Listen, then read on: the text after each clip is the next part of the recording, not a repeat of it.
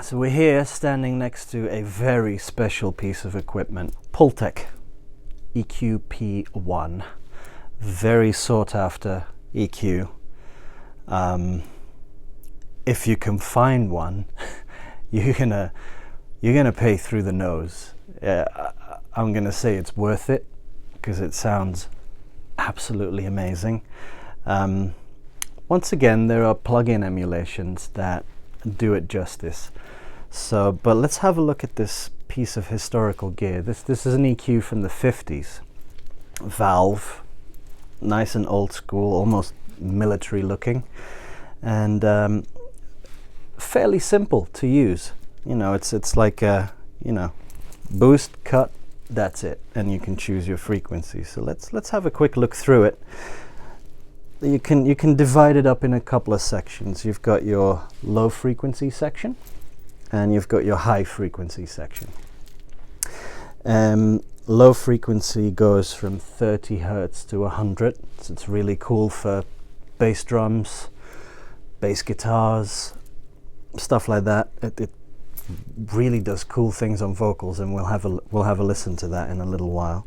And then we've had the high section here, which goes from 3 kilohertz to 12. Some of the older versions, I think, went up to 16 kilohertz.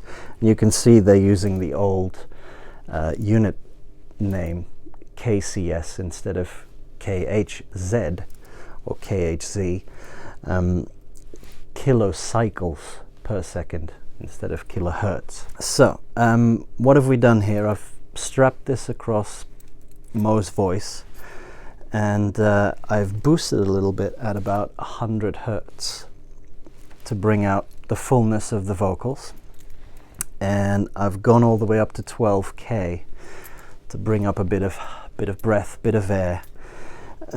So let's start with the low end here. So 100 Hertz, I've boosted it a little bit, 3, and you can see this button here, this knob, this pot, called a 10. So that's a cut. So I'm boosting 3 and I'm cutting 3 at the same time. You're going, what's the point of that? You're boosting something and you're cutting it at the same time. The cool thing about this thing is that you're boosting at 100, and it's a shelf, so it'll do that. It'll look like that. It'll bring up that high end. And the attenuator sits right behind where you've boosted. So you're going up here, and instead of, cutting at the same frequency, what this attenuator does is, because you're bringing stuff up at the bottom end, there's mud being created there because it's a very gentle curve. The attenuator sits right behind it and creates a little dip. So with your boost, you're creating a dip straight after that frequency range, cleaning it up. So it's combining the two together is really cool. So a cool trick to do on kick drums, for example, is just to switch it to 60 or 30.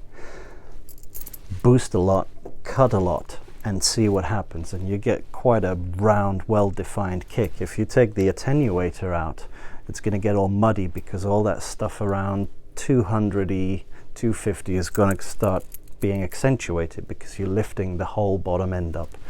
So if we go back to our vocal, have roughly the same settings. There we go. High end, same thing.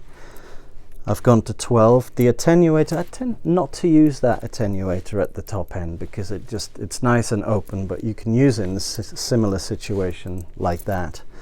If you're doing a lower high boost, you can take some of that stuff that's being generated, you can take that out. So I'm sticking to 12. You have something here called bandwidth, which on some of your plugins you might see as Q, which is basically how wide you're boosting. So if we go all the way there, it's quite narrow peak, and here it's quite wide, it's quite open. So we'll have it sort of, quite wide. And what I find with this EQ is that you can boost quite a lot in the high end without it being nasty or painful. So we can have a little listen to that. So I'll have it out and we'll have a listen to Mo's vocal again. We'll take a piece of his song and have a listen to his vocal in isolation, and I'll switch it in, I'll switch it out. So here we go. So that's flat, no EQ. And then we'll bring it in like that. Nice, satisfying kunk.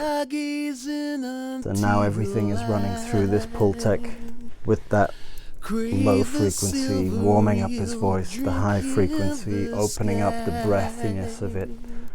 I'll take it out again.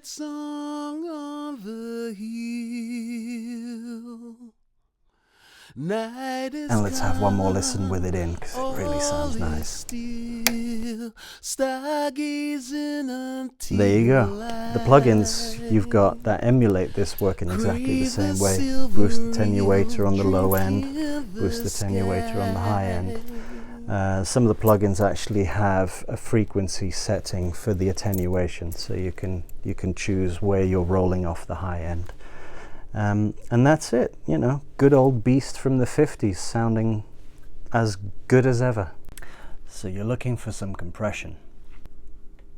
Couldn't be easier, you know, straightforward peak limiter, somewhere in the early mid-70s.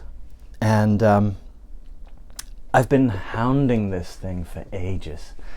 I first saw it in a beautiful little funky guitar